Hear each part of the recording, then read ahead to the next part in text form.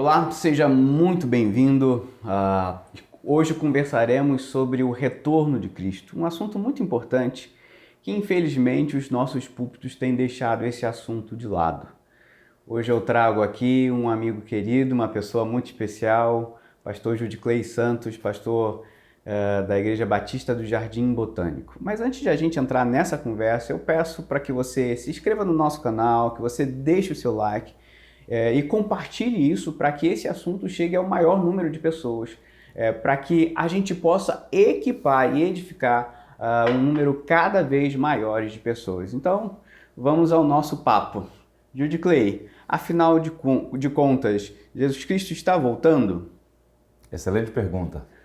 Mas antes de tudo, eu queria agradecê-lo pela oportunidade dessa conversa. Espero que seja útil para todos os alunos do mundo bíblico e a todos quantos puderem acessar esse material. Eu diria que a volta de Cristo é uma promessa, né? E a gente tem que olhar o quadro todo. Infelizmente, muitas pessoas olham apenas o detalhe e não olham o quadro inteiro. E qual é o quadro inteiro? A obra de Cristo envolve encarnação, morte, ressurreição, ascensão aos céus, entronização na glória e retorno triunfante. Então, esses processos todos já aconteceram, não é? Da obra redentora de Jesus, e o segundo advento que vai acontecer é uma promessa das Escrituras, não é? Ele vai concluir, consumar a obra que começou. Então, nós estamos vivendo no intervalo entre o primeiro e o segundo advento. E tal como a primeira promessa se cumpriu, observe que Deus prometeu enviar o seu Filho, e na plenitude do tempo, no tempo certo, Jesus Cristo veio a este mundo. E de igual modo, o seu retorno também acontecerá. É uma promessa clara nas Escrituras, mas, como você bem disse, infelizmente, por algumas razões, esse tema tem sido cada vez mais raro nos púlpitos e no pensamento dos cristãos de modo geral.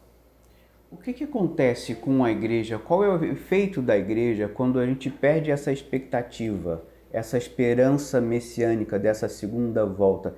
Existe algum consequência imediata para a vida da igreja quando a igreja perde essa pulsão e essa expectativa, essa esperança pela volta de Jesus? Eu diria que, em linhas gerais, o cristão precisa trazer à memória que ele é um cidadão com dupla nacionalidade. Então, nosso caso, somos brasileiros, mas cidadãos dos céus. Nós somos peregrinos. O problema do processo de secularização, vamos usar esse termo, é que boa parte das pessoas vive como se não houvesse a eternidade. Então, elas estão como nos dias de Noé. Qual foi o juízo de Jesus para aquela geração? As pessoas comiam, bebiam, davam-se em casamento, viviam como se Deus existisse. De repente, aconteceu o dilúvio. Cristo, inclusive, disse que assim será o retorno do Filho do Homem. Quando menos se esperava, aconteceu o dilúvio. E, de igual modo, quando menos as pessoas esperarem, o Filho do Homem voltará. Todo olho verá o Filho do Homem vindo sobre as nuvens dos céus. Então, o ponto é que boa parte das pessoas não pensa mais sobre isso porque o coração foi secularizado. A realidade metafísica praticamente foi posta de lado porque a gente vive na influência do materialismo científico, né? Tudo que existe é o que a gente toca, vê. É por isso, inclusive, que algumas pessoas olham para a volta de Cristo como uma fantasia, como um mito, como uma ilusão, quando na verdade é uma promessa gloriosa, né? Certamente ele voltará e vai consumar o reino. Eu me lembro ainda das nossas aulas de ética, que a gente foi desafiado pelo Eugene Peterson, aqueles livros bastante provocativos. E quando a gente pensar em ética, então, existiria então uma ética cristã ligado a essa relação? Em outras palavras, essa expectativa da segunda volta, ela produz na gente uma ética para trabalhar, se relacionar, viver. Então, existe uma ética consequente nesse processo? Isso é importante, muito boa a sua observação. Por quê? Quando a gente fazer uma leitura adequada do Novo Testamento, em particular das passagens em que é falado claramente sobre o retorno de Cristo, e nós temos 2 livros no Novo Testamento que são os livros básicos para pensar a teologia do retorno de Cristo, as 2 cartas de Paulo à igreja em Tessalônica. E é interessante notar que aquela igreja, a igreja em Tessalônica, alguns irmãos cruzaram os braços e ficaram parados, como que dizendo, Cristo vai voltar, então não vou mais trabalhar, não vou fazer mais nada. E Paulo então os repreende, dizendo, olha, quanto ao retorno de Cristo, ninguém sabe o dia nem a hora, não sabemos tempos ou épocas. E Paulo então apresenta o básico, o Senhor Jesus Cristo voltará, os mortos em Cristo ressuscitarão primeiro. Paulo fala que os que estiverem vivos serão arrebatados para estarem para sempre com o Senhor. Paulo vai dando informações elementares sobre o retorno de Cristo e diz, olha, até lá, recomendação, viva em santidade. O cristão precisa se preparar para a volta de Cristo, vivendo uma vida ética, correta, de modo digno do Evangelho. Isso tem implicações para a vida. Geralmente, uma acusação muito comum que é feita aos cristãos, ou pelo menos era feita, né? Porque hoje em dia, com o esvaziamento dessa mensagem, não é tão forte isso, mas na história foi muito comum um discurso do tipo, a expectativa da volta de Cristo é uma alienação, é uma fuga da realidade. E aí o C.S. Lewis, que está longe de ser um fanático, né, de ser uma pessoa que fugia da realidade, ele dizia que os que mais fizeram para este mundo eram os que pensavam no outro mundo. Então, ou seja, a consciência de que nós somos peregrinos, estamos caminhando para a eternidade, vamos prestar contas ao Senhor da glória, deve provocar em nós mais afeição pelo Salvador, uma conduta ética nas relações interpessoais, no trabalho inclusive, chamada ética protestante do trabalho, a relação com a igreja, a evangelização, né? Muito do movimento missionário recebeu concreção a partir dessa teologia. Cristo vai voltar, eu preciso anunciar o evangelho para uma maior quantidade de pessoas. Então percebam que, longe de ser uma doutrina, uma promessa que esvazia o homem das suas responsabilidades, muito pelo contrário, a alimenta o senso de responsabilidade diante dessa expectativa do retorno de Cristo. Eu penso até haver mesmo um processo de cura, e quando eu falo de cura, eu estou falando de cura de expectativas, porque parece que ao olhar para essa dimensão da eternidade, as nossas expectativas são dimensionadas em Jesus Cristo. E a gente vê uma sociedade onde as expectativas são sempre desfocadas ou mal focadas, e isso gera até o acúmulo da ansiedade e um próprio ativismo vazio nas igrejas. Você acredita que esse olhar, ele realmente tem esse poder curativo em relação às nossas expectativas? Será que a gente seria uma igreja menos ansiosa se a nossa esperança estivesse sintonizada na volta de Cristo, em vez de pensar sempre no aqui e agora? Porque me parece que até mesmo a igreja está tão concentrada no aqui e agora que as suas expectativas começam a se deformar. Bem, observe, o Evangelho, ele coloca o homem no prumo. O Evangelho alinha o homem de acordo com os propósitos de Deus. O que falta à igreja do nosso tempo é o Evangelho. O Evangelho é a boa notícia, né? Essa é a palavra. No entanto, é mais do que uma boa notícia. O Evangelho é um conteúdo. Então, perceba, volto a dizer, envolve encarnação, morte, ressurreição, a ascensão de Cristo aos céus, a entronização dele como Rei da Glória e o retorno. Então, quando eu estou alinhado nessa perspectiva do Evangelho, isso vai, de fato, causar um grande impacto na minha jornada como cristão. O problema da igreja evangélica brasileira, para ficar só aqui, é que nós fomos muito influenciados pela cultura do nosso tempo. E qual é a nossa cultura?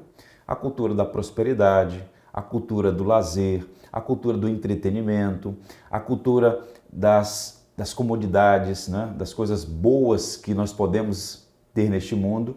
E então, Inclusive é feito até brincadeiras com isso, né? Ah, Jesus volta. Não, mas não volta agora não, né? Porque eu preciso concluir minha casa, eu preciso ainda comprar tal carro, eu preciso dar uma volta ao mundo. Ou seja, é uma brincadeira que denuncia o coração. Porque eu pergunto, existe coisa mais gloriosa do que estar para sempre na condição de plenamente redimido na presença do Eterno?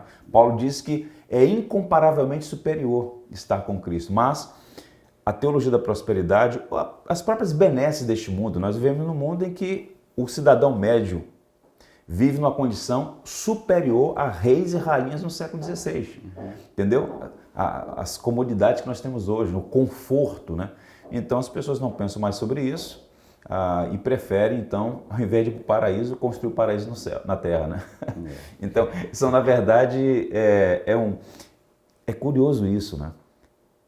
É uma espécie de evangeliquez com verniz, é um marxismo com verniz evangélico, entendeu? Porque você detona a ideia da superestrutura, né? Da eternidade, do céu, do paraíso.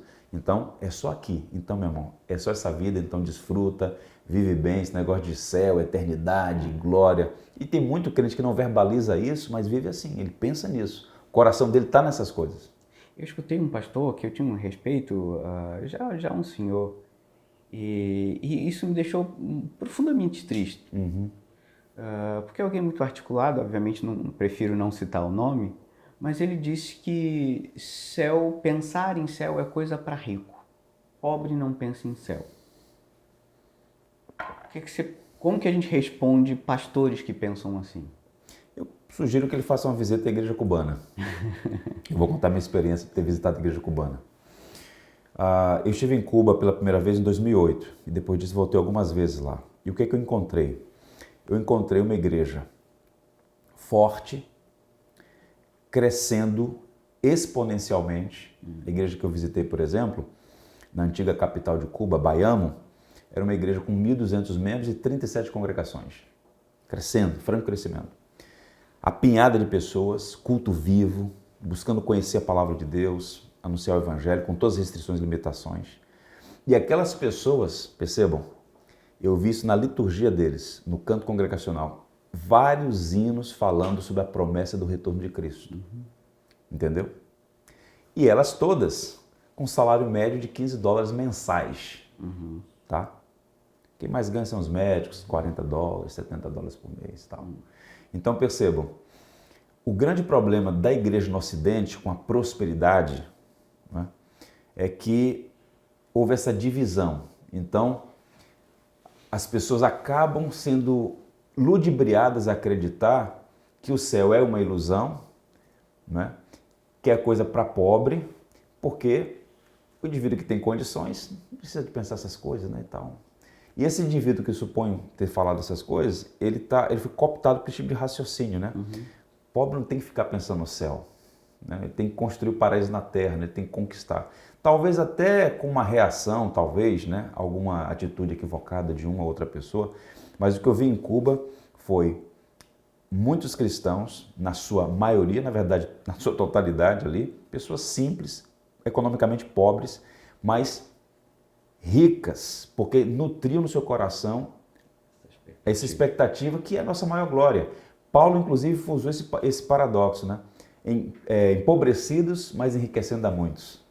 Eles não tinham nada, mas eles estavam enriquecendo as pessoas porque estavam oferecendo o verdadeiro tesouro. É uma ilusão girar nossa vida em torno dessas coisas, porque cedo ou tarde elas passarão. Não estamos falando aqui de santificar a pobreza, né? A ideia de pobreza meritória, né? Quanto mais pobre, melhor. O ponto não é esse. A palavra não condena a pessoa rica, né? Riqueza em si não é um problema. A questão toda é que, à medida que as pessoas vão tendo uma condição melhor, elas vão se iludindo com a suposta autossuficiência, que é uma ilusão, que é uma vaidade. Porque, na verdade, nós não temos gerência de absolutamente nada. Cedo ou tarde, em algum momento, nós seremos chamados à eternidade e aí vamos descobrir que o que realmente importa é estar preparado para encontrar-se com o Senhor. É interessante, então, como você está falando, existe o lado das pessoas que parecem pregar a ideia de um reino, mas sem a ideia de eternidade. né? Existe esse esvaziamento da eternidade, o aqui e o agora. Mas, por outro lado, também tem aquelas pessoas que estão pensando na volta de Cristo, no retorno de Cristo, mas elas perdem a medida por um certo fanatismo, uma certa superstição, ficam tentando elaborar teorias meio duvidosas, né, sobre a besta, o chip, onde está o chip, onde está a besta. E me lembra, o que me ocorre agora é a palavra esperança. Muitas vezes, quando é usado, é eupida, né, que tem a ver com certeza. Então, que tipo de certeza a gente tem que ter em relação a esses sinais? Para onde que a gente olha? Que convicções a gente tem para a gente não cair também nesse outro extremo de agora ficar construindo castelos de fumaça cheio de heresias e cheio de misticismo que fogem completamente do cristianismo? Enfim, na verdade são dois extremos, ambos perigosos, né? De um lado você tem um ceticismo, nós estamos falando justamente sobre isso, né? Aqueles que fazem zombaria, isso não é novo. Pedro escreveu na sua carta, alguns zombam da volta de Cristo, cadê o Senhor que ainda não voltou? E aí Pedro diz, essa gente tola não sabe que um dia para o Senhor são como 1000 anos e 1000 anos são como um dia. O Senhor misericordiosamente está retardando o seu retorno na expectativa de que mais pessoas possam ser alcançadas pela graça. Então, existe o ceticismo, né, dos incrédulos, existe a negligência do cristão. São duas coisas nesse polo, né, nesse extremo. O cético que faz piada, o crítico, não cristão, e o próprio cristão que é negligente. Não, Jesus não precisa voltar agora não, então está tão bom aqui, né, e tal. O extremo oposto nós vamos chamar de curiosidade frívola, que também não é uma coisa nova, razão pela qual o próprio Jesus falou com os discípulos, porque quando Cristo fala sobre a reconstrução, a restauração de Israel, e aí no início do capítulo 1 de Atos, eles perguntam ao Senhor, quando vai acontecer essas coisas? E o Senhor diz, olha, não compete a vocês, o Pai guardou épocas e datas para sua própria autoridade, né? Então Jesus Cristo move eles da curiosidade frívola para a missão. E é no capítulo 1, logo no início, depois que ele faz isso, que o Senhor então diz, vocês serão minhas testemunhas, receberão poder do céu, serão minhas testemunhas em Jerusalém, Judeia, Samaria, até os confins da terra. Ou seja, Jesus não encoraja essa curiosidade frívola. Esqueça o negócio de datas. Tá? Paulo vai trabalhar na mesma direção. Não compete a vocês ficar examinando datas ou épocas. O que está acontecendo, né, com o advento dessas coisas todas, e o século XX foi o século onde mais teorias foram construídas em torno da volta de Cristo. Sistemas escatológicos e tal. Você falou aí da besta, né? Tem a besta e a bestinha no Apocalipse, né? Tem a besta maior e a besta menor. Mas proliferou, tem bastante besta por aí, criando sistemas por conta dessa curiosidade frívola. O que é curioso notar? Nós já tivemos, né? O Adolf Hitler já foi o anticristo, o Saddam Hussein já foi o anticristo, o Bin Laden já foi o anticristo, né? Agora estamos tentando achar um outro aí, né? Enfim, porque em cada época você vive uma crise e uma situação que fomenta essa coisa do quem é o anticristo? Será que esse é o sinal, né? E tal. Eu lembro que antes do ano 2000 havia aquela ação, ao 1000 chegarás, aos 2000 não passará. Então vão construindo e tal. Eu acho isso uma curiosidade frívola, inócua. Então, existem sinais? Será que existem esses sinais? Quando a Bíblia fala de rumores de guerra, de peste, de fome, terremoto e tal, desde que o mundo é mundo, essas coisas acontecem, entendeu? É bem verdade, e aí eu estou propenso a perceber que nós estamos vivendo um momento muito singular na história, né? O avanço da tecnologia, absurdo controle das massas e tal. Então nós estamos vivendo um cenário, né? O próprio globalismo e tal, essas nações todas se alinhando com um pensamento hegemônico, espíritos totalitários. Parece sugerir, está chegando, mas eu acho que nós temos que ter o espírito de vigilância, constante espírito de vigilância, de sobriedade, mas eu acho sempre temerário curiosidades Porque o princípio geral é o seguinte: onde a Bíblia fica em silêncio, você deve ficar em silêncio. Teologias construídas com especulação é sempre perigosa, porque te rouba do central. Foi o que Cristo disse: esqueçam as datas e as épocas, foca na missão, sejam testemunhas aqui, ali e acolá, ponto. Então isso seria um DNA ou uma diretriz para a gente conseguir mostrar aonde está essa curiosidade frívola. Então, a curiosidade frívola, então, é justamente essa distorção, essa mudança de foco da missão para saber datas e pormenores. Então, como se fosse uma lupa. Isso faz parte da própria natureza humana. A natureza humana é assim. Lembra de Paulo no Areópago? Olha que o Areópago é tipo assim, o ápice da carreira filosófica. Está em Atenas, a capital intelectual. E Atos 17, o que é que diz? Que eles pegaram Paulo, levaram o Areópago, porque eles estavam sempre dispostos a ouvir as novidades. Os filósofos.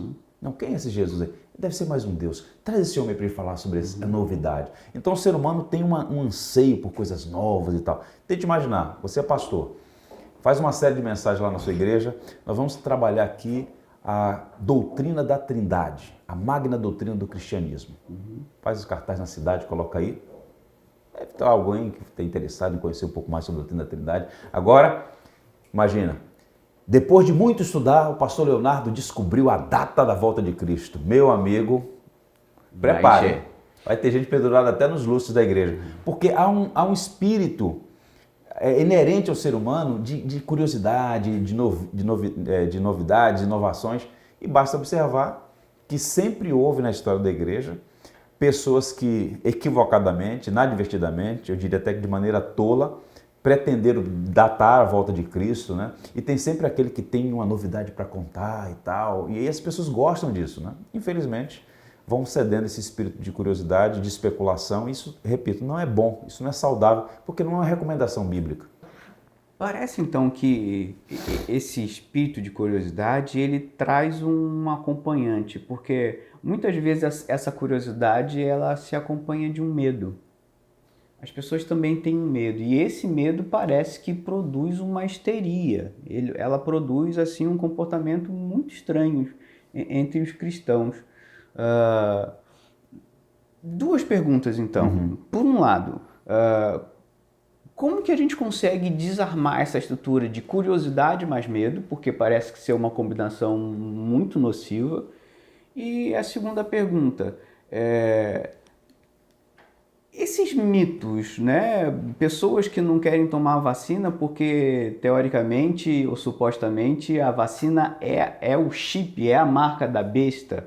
Então, elas conseguem encontrar nas mais variadas situações, nas situações diversas, não, isso é a marca da besta, isso a gente tem que tomar cuidado, a gente não pode. Eu me lembro da minha época que tinha um Mondex, a Nova Era, e os pastores iam na igreja. Eu me lembro, eu era adolescente, e a sensação que eu tenho depois da pregação não era uma pregação de esperança que a revelação do Apocalipse traz, mas é uma sensação de medo. Infelizmente isso acontece, né? E há muitas pessoas que recorrem a esses expedientes porque elas estão com medo, né? Infelizmente, pastores, né, acabam alimentando esse espírito, né, de aflição, de medo. A resposta para isso, o Evangelho. O Evangelho é a resposta. Porque observe, quando eu entendo o Evangelho, quem é Jesus Cristo, a obra que Ele fez, a sua promessa de retorno triunfal, isso me traz paz, serenidade, isso reordena a minha vida. Então, por que eu não preciso temer? Porque eu estou na expectativa de que o Rei, que é o meu Senhor e Deus, volte. Se Ele me chamar antes, eu estou preparado.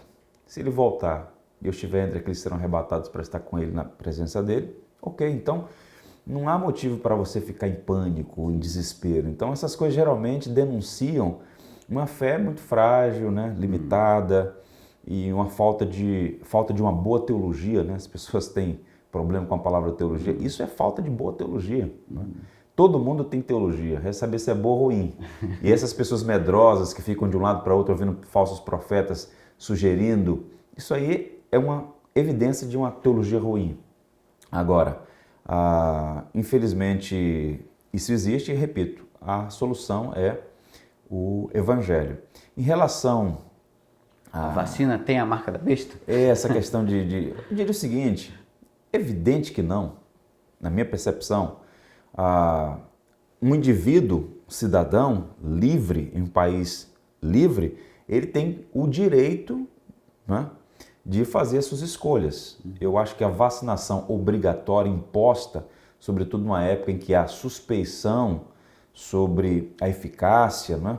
Então, eu acho que o cidadão é quem deveria fazer as suas escolhas. Agora, não tomar a vacina porque contém ali o número da besta, isso é uma insanidade, isso é uma tolice completa, eu acho, eu penso assim. Então, não é por isso que o indivíduo deveria deixar de tomar a vacina, com medo de estar ali o número da besta. Eu tenho certeza que não tem nada, nenhuma relação entre o líquido que ali vai ser inoculado no indivíduo e a besta, né?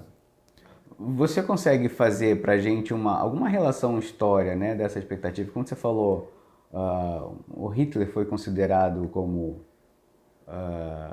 anticristo. E em relação a essa marca da besta, eu sempre gosto de pensar na oposição. A única coisa que freia a marca da besta é a marca do cordeiro. Né?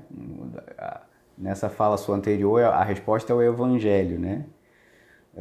Mas assim, historicamente, quando a própria igreja ou esses burburinhos nos arredores da igreja, como que a gente deve então olhar para essa questão, para essa figura, a besta? Como que a gente olha para isso?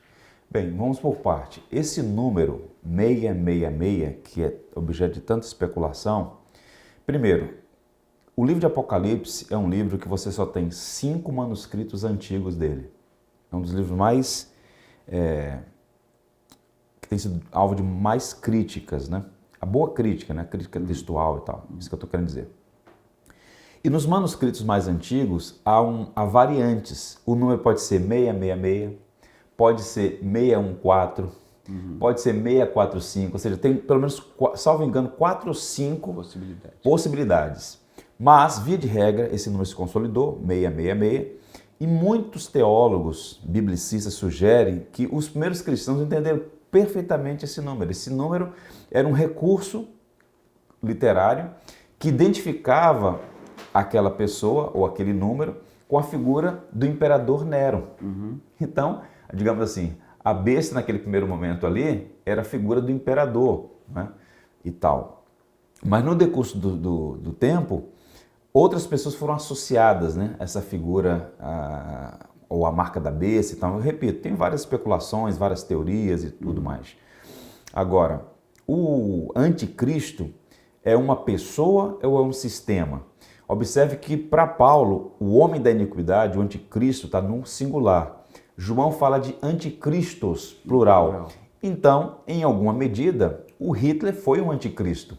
Ele fez oposição ao evangelho, oposição ao reino de Deus. Ele foi um homem maligno, de fato. Mas se nós estamos esperando aí a manifestação de um homem, de uma pessoa ou um sistema que se opõe a Deus, essa é uma questão que está em debate.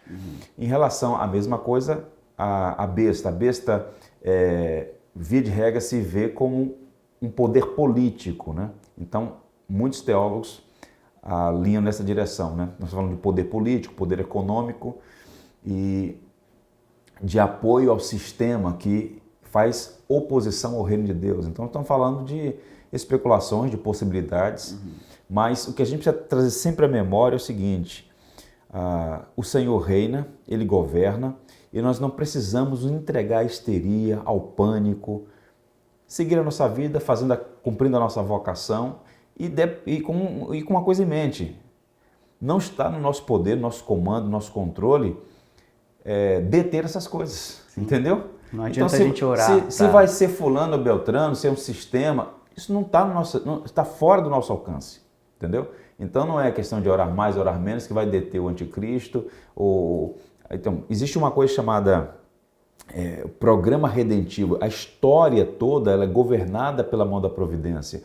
E há algumas coisas que inevitavelmente acontecerão. Nós precisamos estar preparados. E como é que a gente se prepara? encharcando o nosso coração com o Evangelho, aumentando nossas afeições pelo Senhor, tendo um entendimento maior das Escrituras, buscando ter serenidade, sendo arautos da graça, né? Propagar esperança e não ficar com esse terrorismo psicológico na cabeça das pessoas, que isso não ajuda, né? Por exemplo, esse caso que ainda há pouco nós falamos a pessoas se recusando a tomar a vacina sob pretexto de que tem ali alguma coisa relacionada à besta. Bem, volto a dizer, o indivíduo tem o direito de tomar ou não tomar. Isso é uma questão de consciência. Agora, recusar-se a tomar, por relacionar isso a passagens bíblicas, eu acho que isso é um desserviço, porque alimenta a caricatura do crente como anticientífico, alienado, né? Fanático. Isso não é bom para o todo, né? Para a fé. Então existe um encadeamento.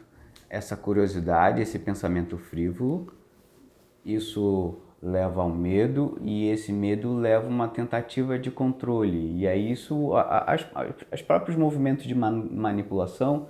Então parece que ao se falar sobre esse assunto, anticristo, besta e afins, parece que o discurso é meio uma tentativa de controlar alguma coisa que, como você falou, a gente não tem nenhum domínio sobre isso. Na realidade, a Bíblia adverte sobre o acontecimento, mas o nosso senso de missão, a nossa confiança em Deus deve ser superior do que justamente essa tentativa de controlar um discurso sobre o futuro, e essa tentativa de controle acaba afundando a gente em cada vez mais superstição e se desviando do foco principal. Então, ao olhar para essa tentativa de controle, ou até mesmo de usar essa pregação apocalíptica como uma pregação de controle e manipulação, você vê isso, principalmente nesse cenário político, que isso já está sendo usado, essa pregação apocalíptica como uma pregação de manipulação. Claro, a religião sempre foi usada como instrumento de cerceamento de liberdade, de manipulação, de manobras. Isso é triste. Por isso, o papel do pastor nesse momento ele é fundamental, não é? Então, o papel do pastor é ensinar a verdade, é pregar o evangelho, é levar as pessoas à maturidade espiritual por meio da instrução sólida, fundamentada nas escrituras, ancorada na tradição cristã. Então, a melhor maneira de proteger o rebanho, porque esse é um problema hoje, né? Via de regra, o pastor da igreja local, ele não é o único pastor da igreja. Tem os pastores não constituídos, não é? Os pastores da internet, da rádio, da televisão. Então, o pastor está pregando a verdade ali no púlpito, mas a sua membresia está ouvindo outras coisas. Então, isso é um problema. E elas vão sendo infectadas com esses espíritos, né, de curiosidade, de medo, e isso acaba afetando. Então, eu acho que para blindar a igreja e orientar os cristãos nesse tempo, o papel catequético, o magistério da palavra é fundamental, porque isso sempre existiu e sempre vai acontecer de políticos, né, querendo usar até mesmo esses cenários aí e a boa fé das pessoas para manobrá-las, né? A gente não pode batizar ideologias, né? Seja de um lado ou de outro, porque, como disse Jesus, o meu reino não é deste mundo.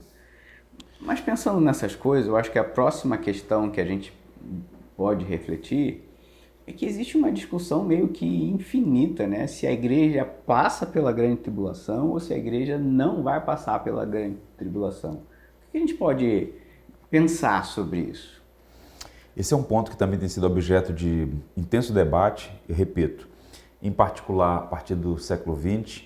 O século XX ele começa com uma grande guerra, que é basicamente europeia, mas é chamada de Guerra Mundial. A Segunda Guerra, sim, foi de proporções mundiais, né? Segunda Guerra Mundial. E é nesse cenário de milhões de mortes, né, de conflitos internacionais e tal, que então é fomentado essas escolas e esses sistemas escatológicos, né? Então, se você observar antes disso, você não tinha um sistema escatológico tão diversificado. O que se sabia? Era o básico. A igreja, ela sempre será hostilizada, né? A relação igreja e mundo. somos peregrinos, nosso Senhor voltará, né? Haverá ressurreição do corpo, haverá arrebatamento, o reino será consumado. Então, nós sabemos o básico, e isso é suficiente. Então, começou a especular a partir de algumas passagens do Novo Testamento, né? Linguagem como princípio de dores, grande tribulação, e algumas expressões que realmente são chocantes, né? Dias tais como esse nunca houve nem jamais haverá, então o que é isso e tal? Então, daí as expressões grande tribulação. Então, existem algumas escolas que dizem que antes da volta de Cristo acontecerá uma grande tribulação e que todos irão passar por ela, né? E aqueles que perseverarem serão salvos. E existe uma escola que diz que os crentes mais piedosos serão arrebatados e os que deram mole vão ficar por aqui para passar pela tribulação, né? Uma segunda chamada. Uma segunda chamada, o que me parece um grande equívoco, né? Esse arrebatamento em dois momentos, né? Um arrebatamento invisível, o que a Bíblia não ensina, mas tem vários sistemas nessa direção. Enfim, a questão a própria palavra milênio, né? Que aparece no livro de Apocalipse, né? A teologia reformada, bebendo lá de Agostinho, é considerada amilenista, né? Ou seja, nós já estamos vivendo aí naquele período simbólico do milênio, mas para muitos outros existe um pré-milenismo e um pós-milenismo, então também são outras teorias, enfim. Mas o que eu posso dizer para vocês com segurança? Nós estamos vivendo dias bem adversos. No século XX, o século XX, melhor dizendo, e o início do século XXI agora, é a janela de maior perseguição aos cristãos em toda a história. Nunca cristãos foram tão massacrados, presos, mortos como nesse período. Morreu mais gente no século XX e XXI por causa da fé em Jesus Cristo do que em 1900 anos antes. Então tudo isso já é um cenário de tribulação. Porque o que acontece? O cara está no acidente, raciocina comigo, né?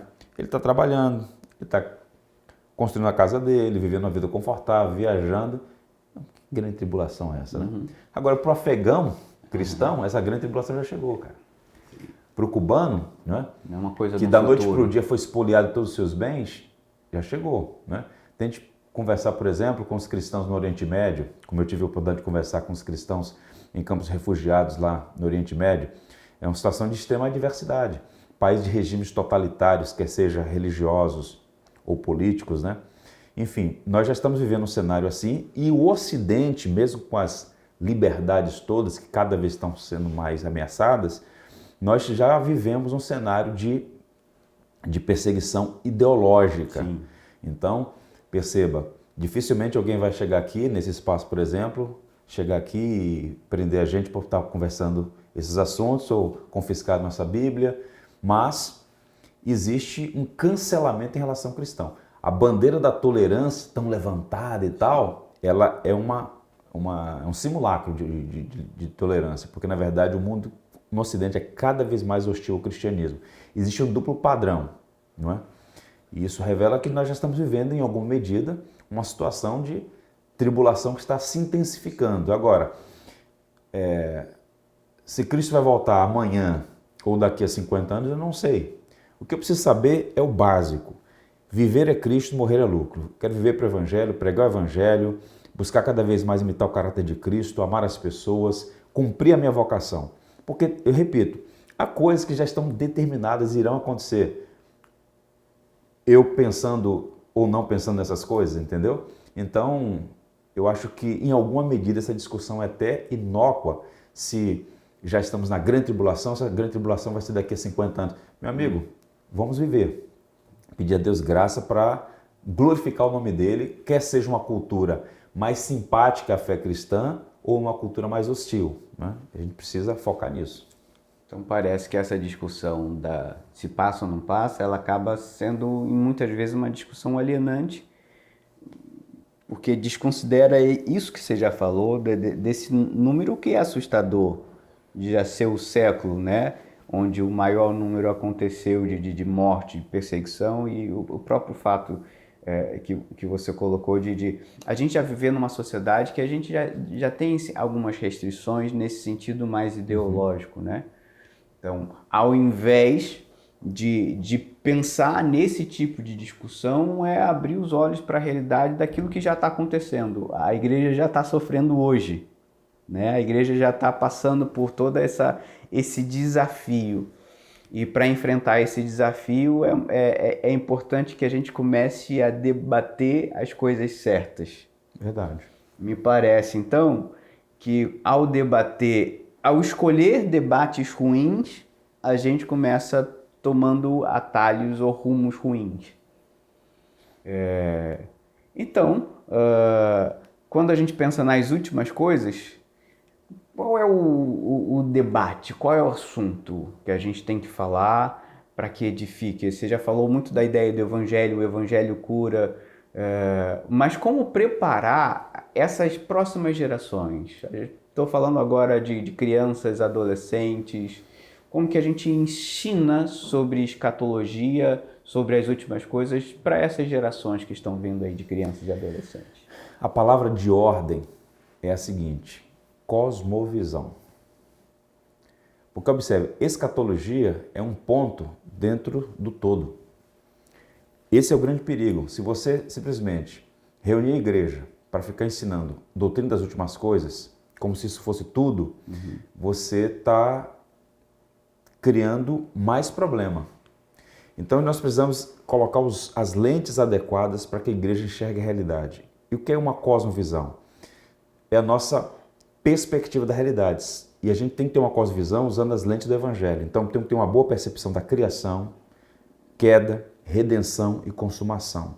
Então a igreja precisa subsidiar a membresia com boa literatura, com pregação sólida, com ensino bíblico, com entendimento sobre o todo, porque isso vai ajudá-la a passar pelas dificuldades. E o que são as dificuldades? Não são apenas as tribulações. A prosperidade é um laço, meu amigo. A prosperidade é um laço. Paulo diz que os que querem ficar ricos caem em muitas ciladas. Eu lembro que eu estava conversando com um pastor em Cuba e ele disse justamente isso. Nos países onde há liberdade, a prosperidade se tornou um laço. Então vocês oram pela nossa libertação aqui, porque de fato nós vivemos aqui muitas restrições, mas essas restrições nos levam a viver aos pés do Senhor. E os cristãos no Ocidente, em nome da liberdade, né, da prosperidade, acaba sendo um laço. Então, eu diria, uma cosmovisão bíblica vai ajudar a igreja a filtrar essas coisas todas com serenidade, na medida certa e continuar vivendo. Sem ilusões, sem expectativas irreais, né? Sem extremismos. Então, o que falta à igreja no nosso tempo é uma cosmovisão, ou, usando a própria linguagem bíblica, falta a mente de Cristo. Então, boa parte dos cristãos, eles são catequizados pela indústria do cinema, pelas séries de TV, pela internet, pelos aplicativos, e elas vão absorvendo aquilo sem pensar que não há neutralidade. Então, há muitas pessoas que de segunda a sexta são darwinistas e no domingo vem cantar um hino ao Deus Criador. Não é isso? E está tudo certo. Então, a gente vive essa esquizofrenia. Então, precisa pensar sobre as categorias criação, queda, redenção e consumação, olhar o quadro todo, né? Isso realmente vai fazer diferença na nossa jornada. Eu achei isso incrível, essa consideração de não pensar em tribulação apenas limitando em termos de sofrimento, mas que a própria prosperidade pode ser uma provação e uma tribulação na vida do ser humano em geral. Isso é muito significativo, né? Bem, nós já estamos chegando ao fim do nosso bate-papo. Relembro a você, para você se inscrever no nosso canal, deixar o seu like, compartilhar, para que cada vez mais pessoas possam ser edificadas com esse conteúdo. E eu quero fazer agora uma última pergunta.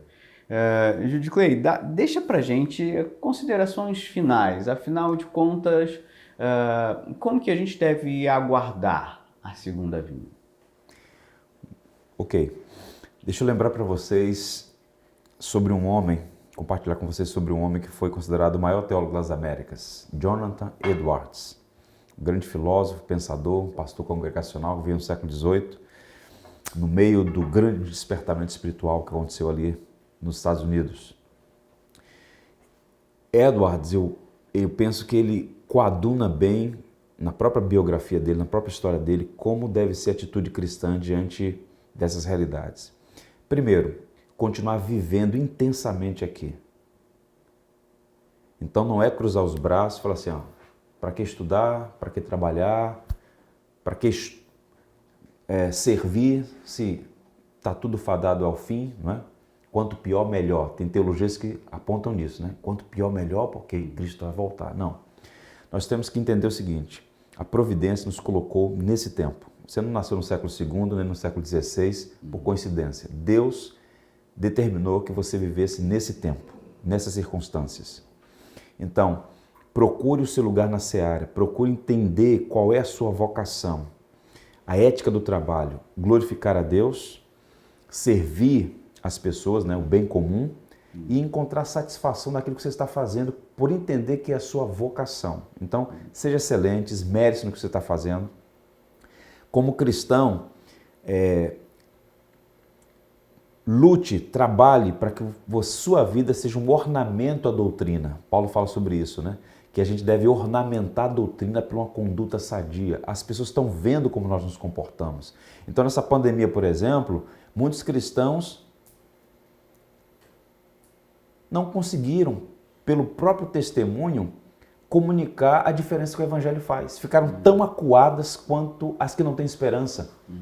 E aqui sem nenhuma censura, porque há pessoas que realmente foram dominadas pelo medo, pelo pânico, mas perceba, nós não podemos perder as oportunidades de mostrar ao mundo como é que um cristão vive, como é que o Evangelho faz diferença. Então, viver é Cristo, morrer é lucro. O máximo que a morte pode fazer a um cristão é colocá-lo nos braços do seu Salvador. Entendeu? Então, outra coisa, usar os meios de graça para continuar crescendo. A palavra, a oração, a comunhão dos santos, participar dos sacramentos, as ordenanças, ceia, batismo, enfim. Esses elementos todos vão fortalecendo a nossa fé e o propósito é que nós sejamos moldados à imagem de Cristo, mais parecidos com Cristo.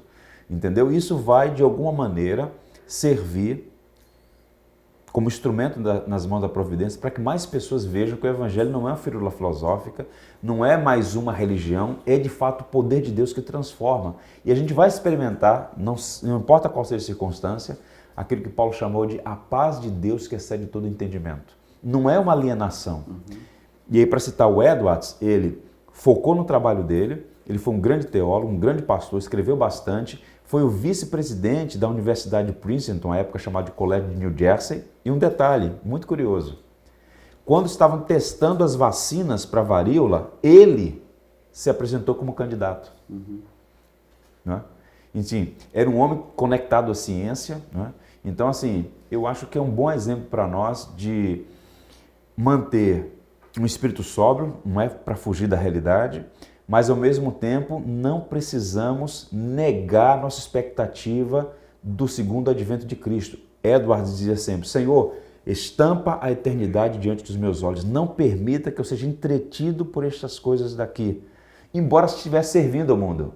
Está vendo como é a coisa? Não é uma alienação. Aí lembra do C.S. Lewis, quando ele disse, os que mais serviram este mundo é os que pensavam no mundo por vir. Ou seja, a fé não aliena, muito pelo contrário, da concreção que a gente faz, ela governa o nosso modo de pensar, nosso modo de agir, o Evangelho faz a diferença. Então, recomendo aos cristãos um aprofundamento nesses temas a partir do Evangelho, uma cosmovisão, e aos pastores, dediquem-se ao ensino, a construir, não é? A trabalhar em favor de uma igreja madura, que não seja levada de um canto para o outro, como meninos, né, por todo vento de doutrina, e o que não falta aí são pauradores frívolos, como disse Paulo.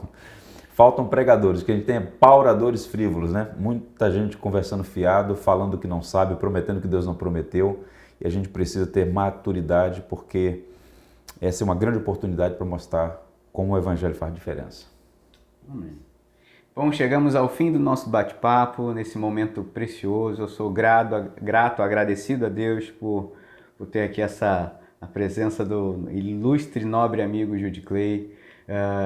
Lembro a você que ainda não é inscrito no nosso canal, para se inscrever no nosso canal, seguir as nossas redes sociais, deixar o seu like, para que realmente esse conteúdo possa chegar um número expressivo de pessoas, para que, como o pastor Jude Clay falou, né, que a gente tenha esse senso de eternidade estampado no nosso coração e que essa consciência do céu faça com que a gente seja bons cidadãos da terra também, né?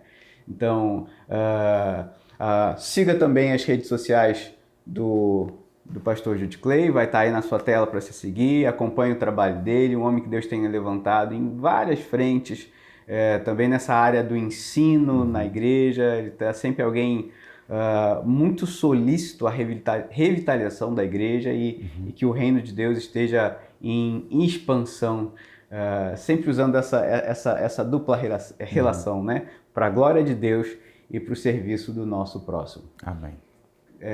Quer deixar as palavras finais? Agradecê-lo pelo convite, né?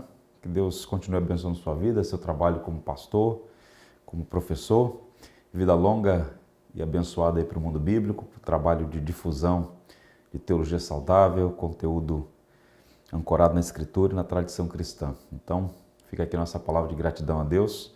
E como o pastor Léo disse, vocês podem acompanhar nosso trabalho aí nas redes sociais e o trabalho da Pronobis Editora, www.pronobiseditora.com.br. Estamos publicando bons livros aí que podem ajudar vocês a ampliar a cosmovisão cristã. Deus abençoe.